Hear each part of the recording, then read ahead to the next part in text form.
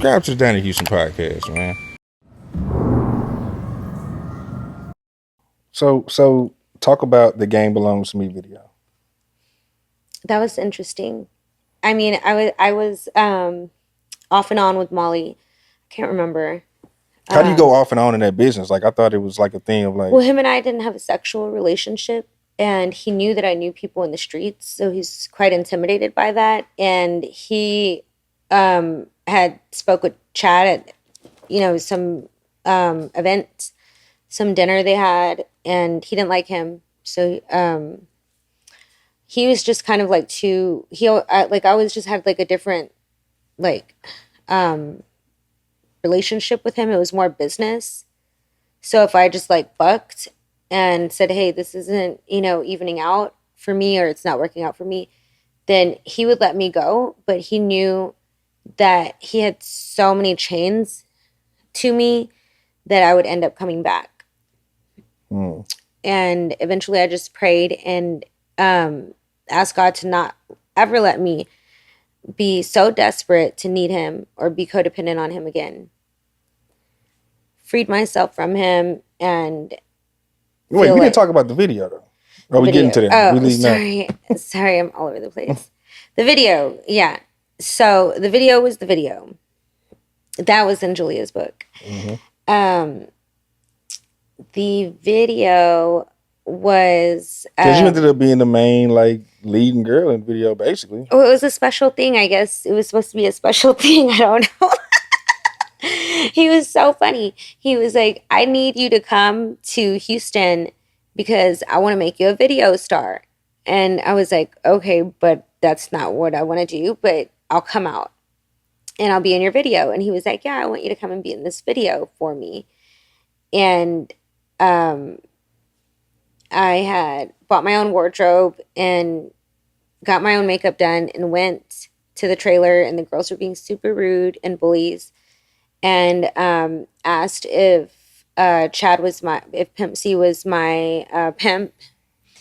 And so they reading you like, oh, there's some girl off the street. They done brought her in here or whatever. Yeah, mind your business. That's not your business. And like, you can't do nothing for me, so why are you asking? And the girl, I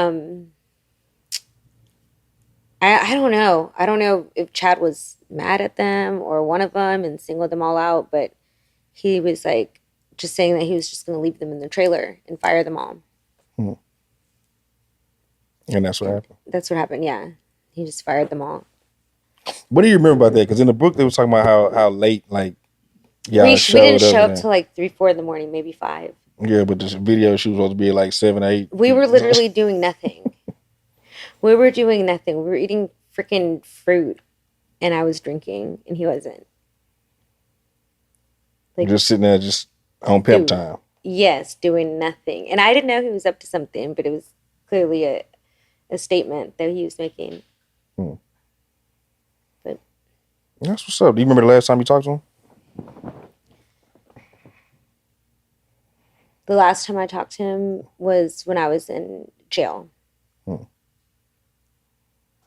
And that was so long ago. It was right before he passed. And I knew I was going to prison, but he had prepared me because he had spent some time in TDC and told me all his prison stories from start to finish. So he prepared me. Like I kind of like could close my eyes and know what to expect. But I expected to ride out my time with him, and I called him and he didn't answer. They were playing his music on 97.9 on the little silver gel speakers that they have in the pods. And that's my only memory. And I didn't cry. I just suppressed and held it in because I was like, I'm in jail and I don't want anybody to see me cry.